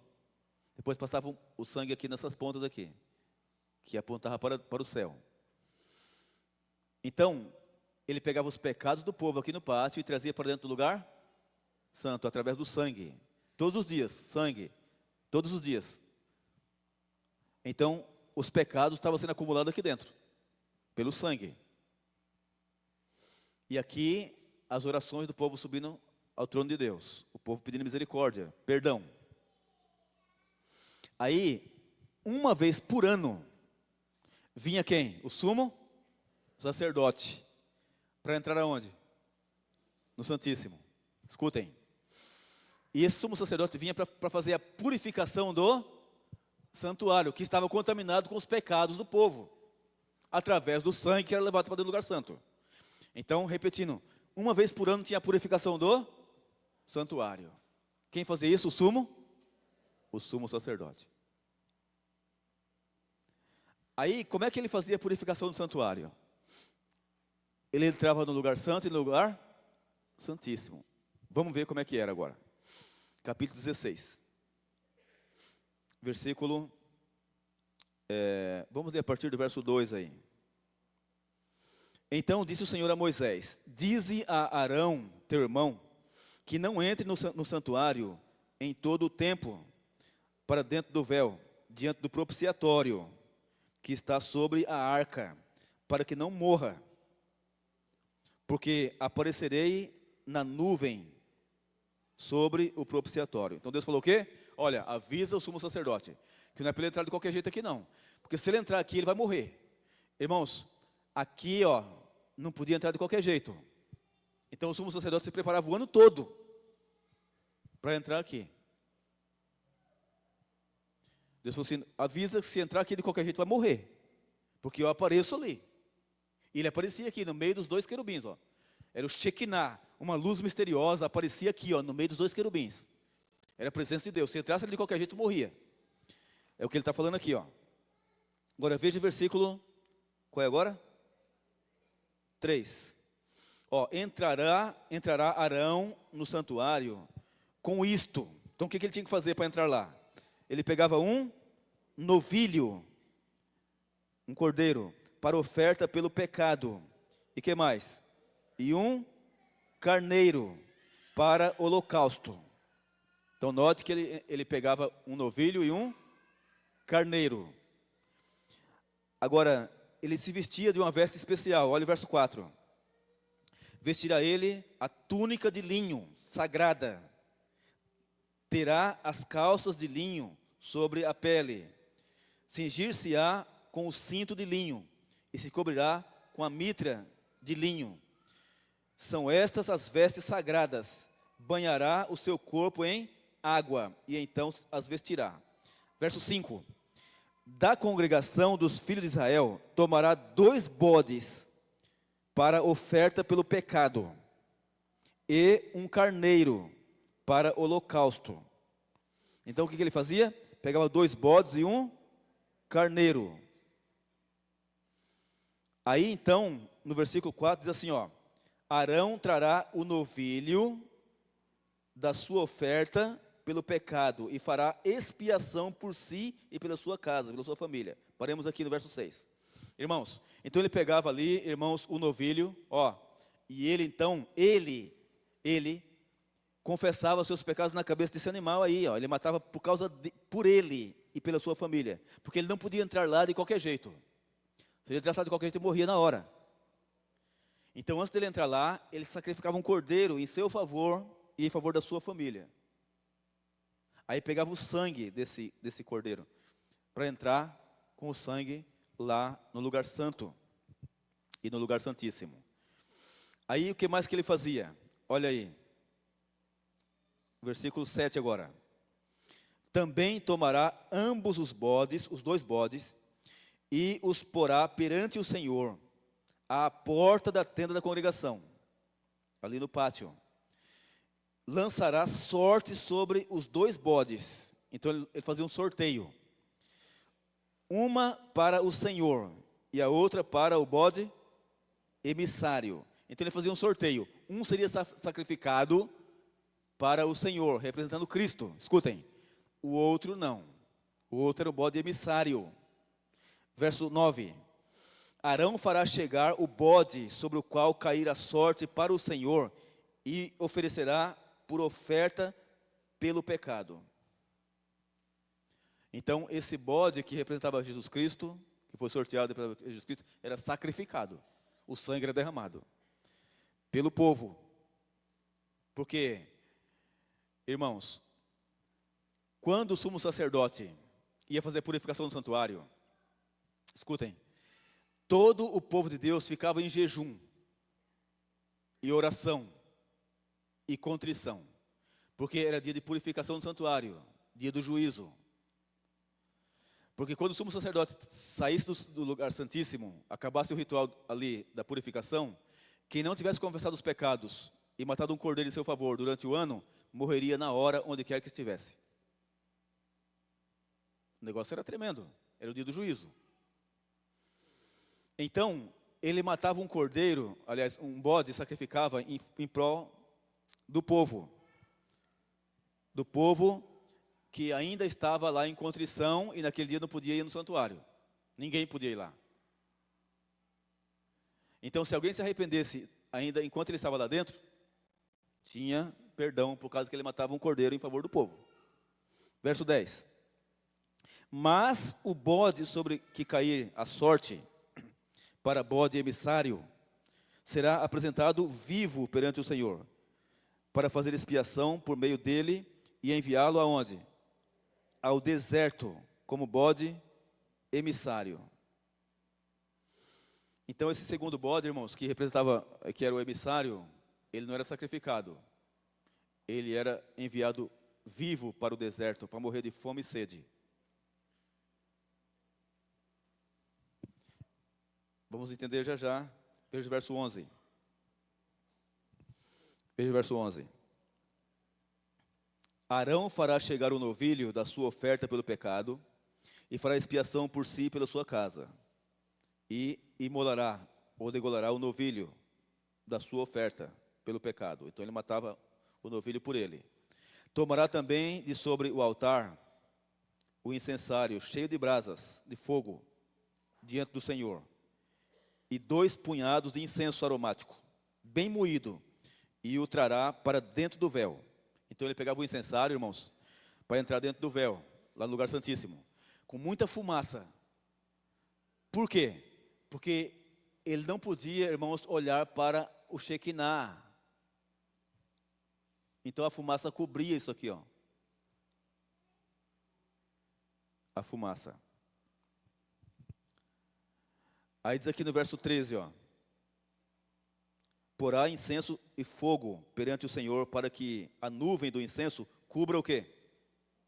Hein? O propiciatório, que está sobre o testemunho, sobre os 10 mandamentos, para que não morra, tá vendo?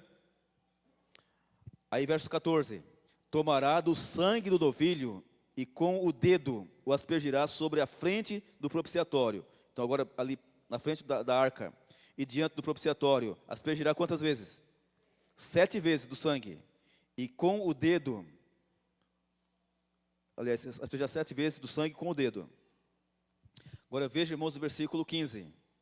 Depois degolará o bode da oferta pelo pecado, que será para o povo, e trará o seu sangue para dentro do véu, e fará com o sangue como fez com o sangue do novilho, e aspargi-lo-á no propiciatório, e também diante dele.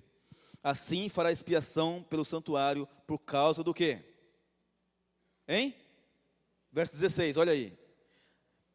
Assim fará expiação pelo santuário, por causa do que, irmãos?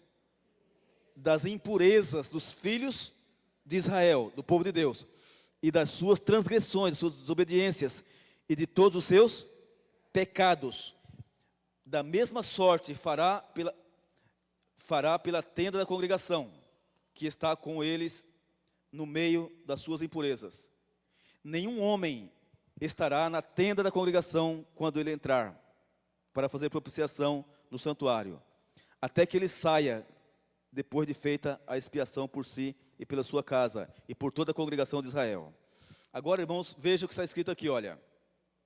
Então sairá ao altar, que está perante o Senhor, e fará expiação por ele, tomará do sangue do novilho e do sangue do bode, e o porá sobre os chifres do altar, ao redor, e diz no verso 19, do sangue aspergirá com o dedo 7 vezes sobre o altar, e o purificará e o santificará das impurezas dos filhos de Israel. Verso 20, havendo, pois, acabado de fazer a expiação pelo santuário, acabou a purificação da tenda, da congregação, e pelo altar, então fará chegar agora o quê? O bode vivo. Agora pegava o bode vivo. Arão porá ambas as mãos sobre a cabeça do bode vivo, coloca as 2 mãos, e sobre ele confessará o quê? Todas as iniquidades dos filhos de Israel, todas as suas transgressões e todos os seus pecados, e os porá sobre a cabeça do bode, e enviá-lo-á aonde? Ao deserto, pela mão de um homem à disposição para isso. Assim aquele bode levará sobre si o quê? Todas as iniquidades deles, para onde? Para a terra solitária. E o homem soltará o bode, aonde? No deserto. Paremos aí. Meus amigos, um bode era sacrificado, representando Jesus Cristo, pelo povo. O sangue era derramado. O outro bode não. Então ele terminou toda a purificação do santuário, agora pegava o bode vivo, colocava a mão na cabeça do bode, e confessava os pecados de todo o povo, colocando na cabeça daquele bode. E enviava para onde? Para o deserto, onde ia morrer de fome e sede. Esse bode emissário, ou Azazel, vivo, que recebia agora a culpa dos pecados do povo, representava o diabo. O diabo. Então, o que era sacrificado representava quem? Jesus Cristo. O sangue era derramado em favor do povo. Mas o bode vivo não. O sangue não era derramado não. Era enviado para o deserto. Representava o diabo. Irmãos, a profecia fala que a partir da volta de Cristo, Jesus vai voltar para buscar os seus fiéis e vai levar os fiéis para o céu. Os ímpios todos vão morrer no dia da volta de Cristo. E só vai ficar aqui vivo na terra por 1000 anos quem? O diabo e os demônios. E aqui vai estar em trevas. E a terra vai estar um deserto, sem nada inteiro aqui. Nenhum ser vivo na terra. Nenhum passarinho. E o diabo vai ficar aqui nesse mundo aqui, nos escombros desse mundo, por 1000 anos. Meditando toda a besteira que causou em cerca de 6 mil anos de pecado. Então esse bode, irmãos, que era enviado para o deserto, representava exatamente o diabo, que durante o período de 1000 anos que estaremos no céu com Deus, ele vai ficar na terra aqui, ó, vagando sem nada para fazer. Meditando toda a besteira que causou nesse mundo. Então esse era o sentido do bode emissário, ou bode Azazel, vivo, enviado com os pecados do povo para o deserto. Bem, agora estamos chegando já no final do assunto da parte de hoje. Não é? Então diz aqui no versículo 22. Aliás, já lemos 22? Assim aquele bode levará sobre si todas as iniquidades deles, para onde? Para a terra solitária. E o homem que levou esse bode até lá, né, soltará o bode no deserto. E depois diz aqui, olha, no verso 24, banhará o seu corpo em água no lugar santo e porá as suas vestes, então sairá e oferecerá o seu holocausto e o holocausto do povo, e fará expiação por si e pelo povo. Então aí, irmãos, terminou. Agora, vamos para o último texto dessa noite, que é muito significativo. Abre agora a Bíblia em Mateus, capítulo 27, verso 50. Mateus 27, verso 50. E agora você vai entender uma grande coisa que muitos pastores por aí não entendem. E falam besteira porque não entendem, infelizmente. Mateus 27, verso 50. Em diante. Diz assim, ó. É Mateus 27. Verso 50. Achou? Mateus 27, 50.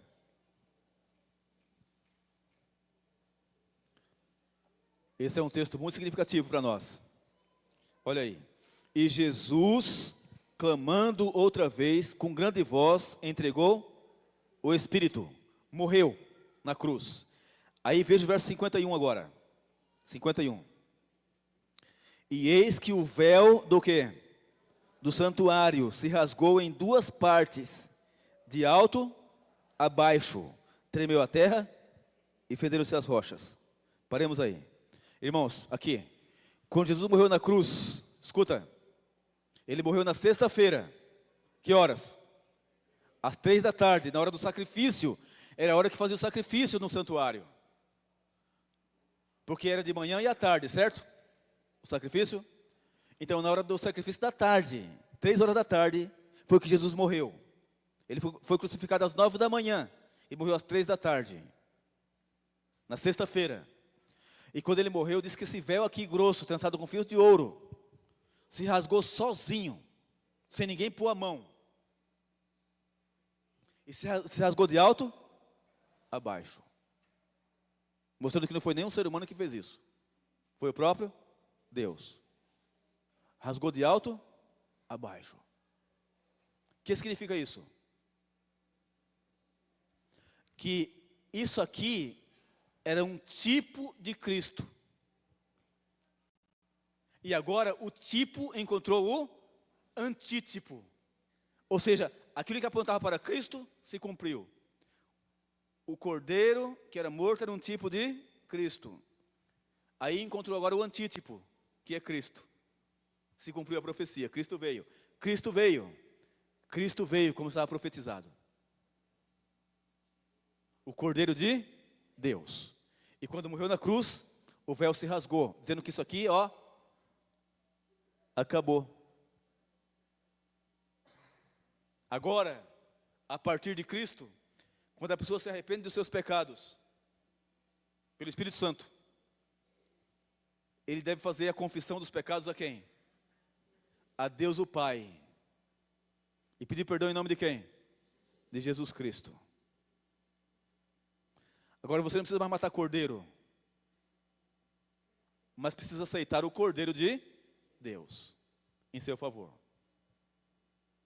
E quando você, arrependido, confessa seus pecados a Deus o Pai, pede perdão em nome de Cristo, aceitando a morte dele em seu favor, aí então Deus te aceita de volta, como filho amado, como filha amada. E Deus não leva em consideração mais o seu passado. Não importa o que você fez ou deixou de fazer. Não importa se você fumou, se você bebeu, se você roubou, se você matou alguém. Não importa.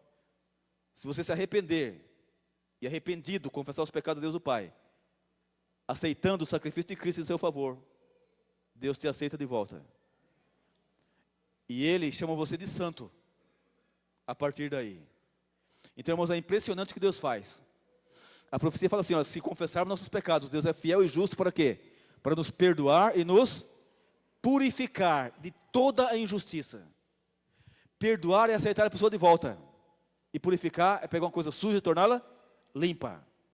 É o que Deus faz quando a pessoa aceita Jesus. E ainda que todo mundo te condene por um ato que você cometeu, Deus não te condena. Por quê? Por causa do sangue de Cristo. Então, irmãos, vamos avançar aqui agora para vir a parte final aqui, ó. Veja. Então aqui está. O pecador arrependido tinha que pegar um cordeiro. Aí então, ele vinha aqui do pátio, tá vendo? Aqui com o cordeiro.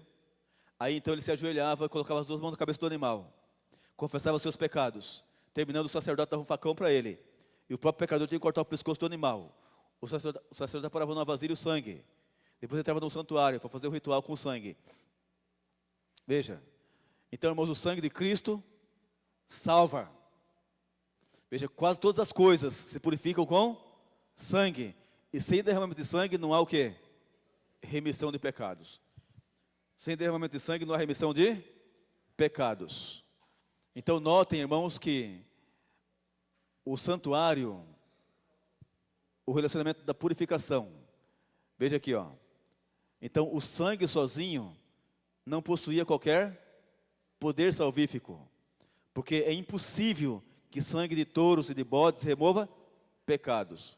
Então, eles faziam isso aqui, ó, o sacrifício do cordeiro, como que um cheque pré-datado, crendo que ia ter fundo lá na frente, confiando que Jesus viria, conforme Deus prometeu.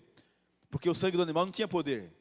Mas eles faziam aquilo confiando no sangue de Jesus, que um dia viria a este mundo e tomaria sobre si os pecados da humanidade e derramaria seu sangue. Então veja, todos os rituais do santuário apontavam para o verdadeiro Cordeiro de Deus.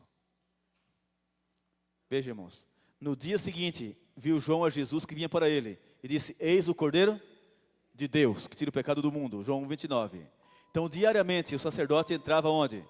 No primeiro compartimento do santuário. Para quê? Para ministrar com sangue.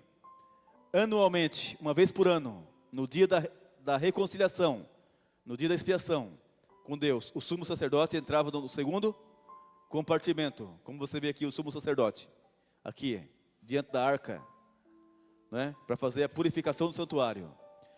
Veja, o momento da reconciliação era no 7º mês, aos 10 dias do mês, afligireis a vossa alma, e nenhuma obra fareis, porque naquele dia se fará expiação por vós, para purificar-vos, e sereis purificado de todos os vossos pecados perante o Senhor.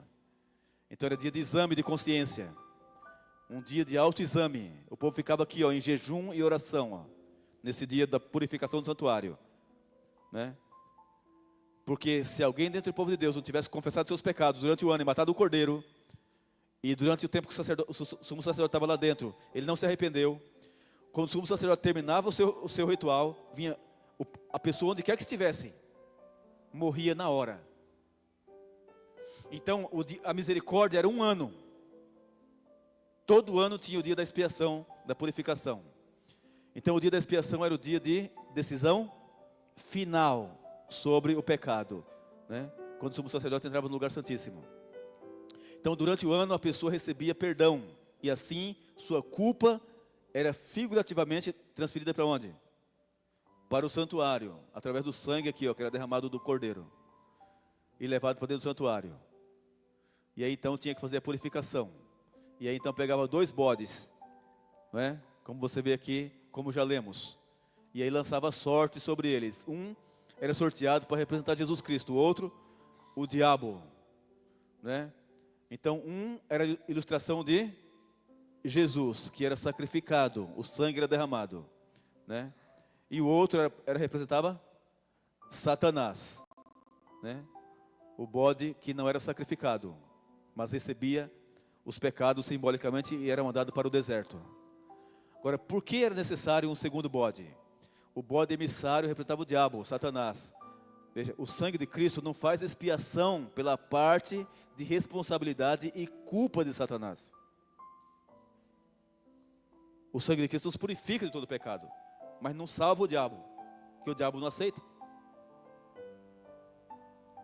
Meus amigos, o tema de amanhã é sobre o santuário celestial. Hoje vimos um santuário terrestre.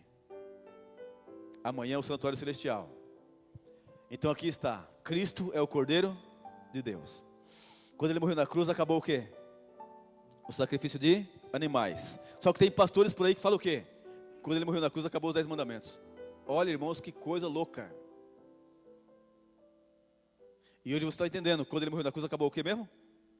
O sacrifício de cordeiros, que era chamado também de lei, mas não acabou os 10 mandamentos. Então antes de Cristo tinha o quê? Os 10 mandamentos e o cordeiro. Quando alguém pecava aqui, tinha que sacrificar um cordeiro em seu favor. Aí Jesus veio e tomou o lugar do cordeiro, não dos 10 mandamentos. Agora tem os 10 mandamentos e Cristo. Quando você peca contra alguns 10 mandamentos, tem que ir aonde? A Cristo. Então Cristo não veio abolir a lei. O que acabou foi o sacrifício de cordeiros, porque Jesus é o Cordeiro de Deus, que tira o pecado do mundo. E a profecia fala que o sangue de Cristo nos purifica de todo o pecado. Então saiba nessa noite que a morte dele da cruz foi por você também. E nunca se esqueça, viu? Foi por você também. Ali foi a morte substituta. Ali foi a morte de um cordeiro, o Cordeiro de Deus. Ao terceiro dia, ele venceu a morte e a sepultura, quebrou as cadeias do diabo e disse: eu sou a ressurreição e a vida. Quem crê em mim, ainda que morra, viverá. Aquele que vive e crê em mim, nunca morrerá eternamente. Então Cristo é a vida eterna. Então quem aceita Cristo, irmãos, tem a vida eterna. Se ele viver é lucro e se morrer é lucro. Não tem que ter medo de nada. Porque se ele viver, vive para Deus. Se morrer, morre salvo. E quando Jesus voltar, ele ressuscita e vai para o céu. Então quem entrega a vida a Deus, irmãos, não tem que ter medo de nada. E esse Jesus hoje está vivo aonde? No céu, como nosso advogado. Mas ele prometeu voltar para buscar os seus fiéis. E a profecia fala que ele virá assim, ó, com milhões de anjos tocando trombetas. Vem para buscar os seus fiéis e pôr fim ao sofrimento da terra. E nessa noite Deus está chamando você para aceitar o Cordeiro de Deus, para aceitar Jesus como seu Senhor e seu Salvador. E nessa noite você pode responder essa pergunta com propriedade. Você está disposto a aceitar a direção de Deus na sua vida? Sim ou não? Quantos estão dispostos? Amém. Louvado seja Deus, irmãos. Olha uma família aqui, irmãos, feliz, que aceitou Jesus e se prepara para o céu. É outra vida. Quando a pessoa entende de onde veio, onde está e para onde vai, é outra história. E nessa noite, Jesus diz: eis que estou à porta e bato. Eis que estou à porta e bato. Eis que estou à porta e bato. Se alguém ouvir a minha voz e abrir a porta, eu entrarei em sua casa, cearei com ele e ele comigo. E ele está batendo a porta do seu coração nessa noite. Será que você pode ouvir as batidas? Ele fala: se alguém ouvir e tomar uma atitude, abrir a porta, eu vou entrar. E ele pode mudar a sua vida. Ele pode dar um novo coração. Ele pode moldar o caráter. E ele pode mudar o caráter. Mas tem que ouvir e abrir a porta. Você está disposto a dizer: Senhor Jesus, entra na minha vida, entra no meu coração e muda a minha vida? Eu quero me preparar para o teu reino, Senhor. Eu preciso de um milagre. Você gostaria de orar comigo nessa noite e falar: Senhor, entra na minha vida e muda a minha vida? Se você gostaria, então coloque-se em pé. Nós vamos agora clamar a Deus por misericórdia. Esse é o momento da oração. Mas antes da oração, vamos ter um hino especial aqui, com o nosso coral. Esse hino, irmãos, fala exatamente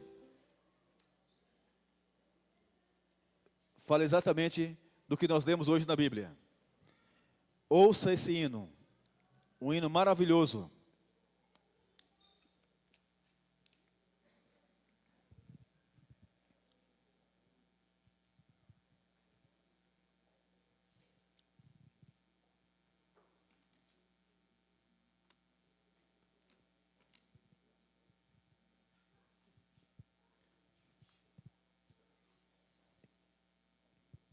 Vamos então adorar com eles, meditando na letra do hino.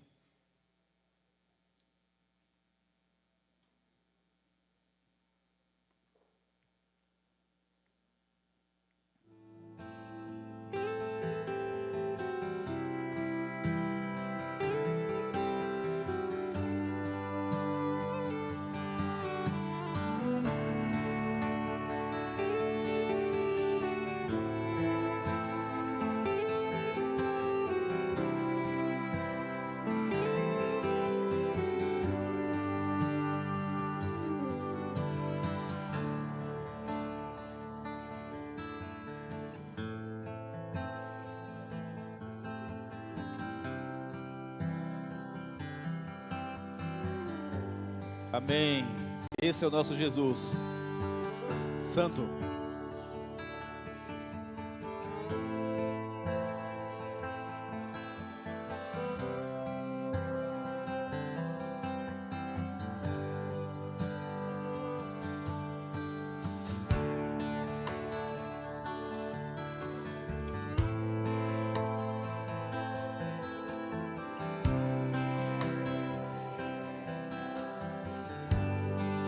Amém. Era, é e há de vir.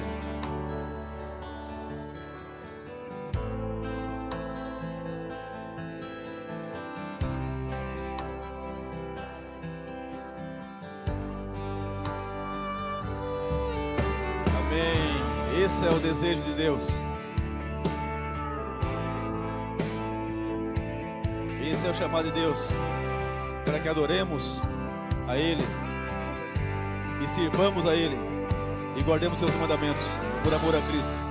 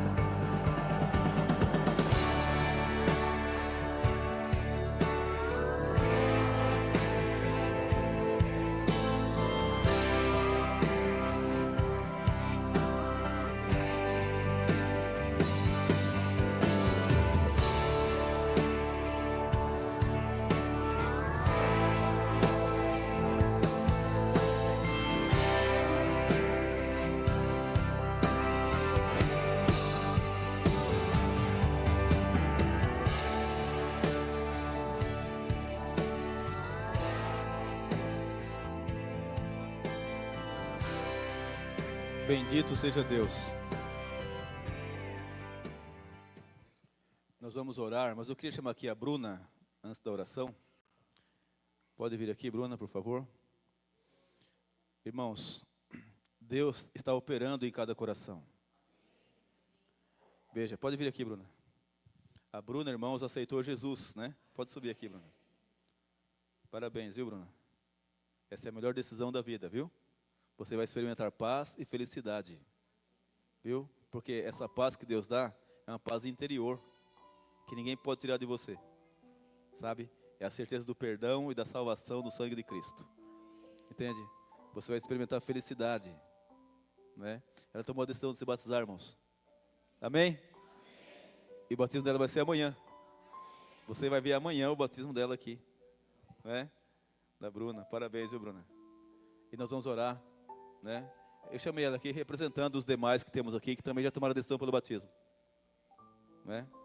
Então, se a sua ficha não foi preenchida ainda de batismo, fale conosco, tá bom? Para que você também seja batizado e tenha o seu nome no livro da vida de Jesus. Vamos orar. Fechemos os olhos. Querido Pai Celestial, Deus eterno, Criador dos céus e da terra, Deus bendito eternamente, amém. Graças te damos, ó Pai, porque hoje, de uma forma profunda, entendemos o plano da salvação e vimos a tua providência, que o Senhor preparou o plano da salvação antes da fundação do mundo e apresentou a Adão e Eva no jardim e depois deu a visão para Moisés construir o santuário e assim, de maneira dramática, o plano da salvação foi imprimido na mente humana quando sacrificavam o cordeiro. E o Senhor revelou, e o pecador sabia, que o cordeirinho representava o Messias, Jesus que viria em nosso socorro. E nós te louvamos, Pai, porque a profecia se cumpriu. Jesus veio e venceu Satanás. E na cruz pagou o preço dos nossos pecados. E ao terceiro dia, venceu a morte e a sepultura e garantiu nossa salvação. E nós te louvamos, ó Pai, por tão grande salvação que encontramos em Jesus. Sabemos que o Senhor nos aceita como teus filhos amados, pelo sangue de Cristo. E nós te louvamos pela decisão da Bruna, Senhor, que aceitou Jesus como Senhor e Salvador da sua vida. Que o Senhor a tome em teus braços e que o Senhor abençoe cada pessoa aqui presente. Agora repita comigo: Senhor Deus, muito obrigado por Jesus Cristo. Senhor Jesus, neste momento, meu coração está aberto para que o Senhor possa entrar. Senhor Jesus, entra em meu coração, muda minha vida, molda meu caráter e me prepara para o teu reino. Em teu nome, Jesus. Em teu nome, Jesus. Amém. Amém. Podeis assentar. Vamos com a equipe de louvor e nós vamos até a porta para cumprimentar a todos. E amanhã, venha firme, traga seus convidados, porque o tema de amanhã é com as coisas do céu, hein? É o santuário celestial. Fique sentado, a saída vai ser organizada, vamos cantando e tem um lanche para todos na saída, viu?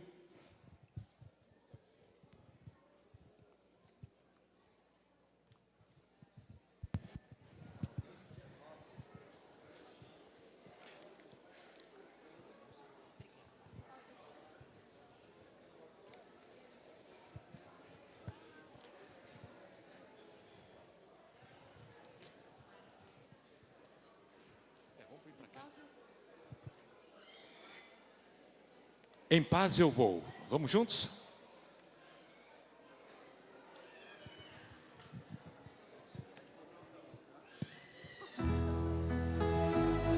Vamos sair cantando.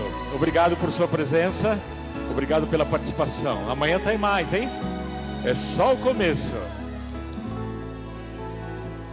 Vamos na certeza da segurança do nosso Deus, ok? Juntos? Em paz eu vou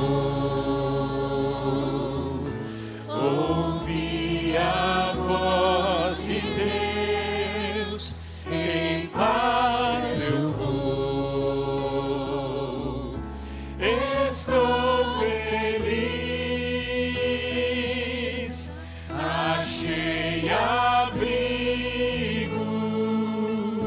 em sua casa.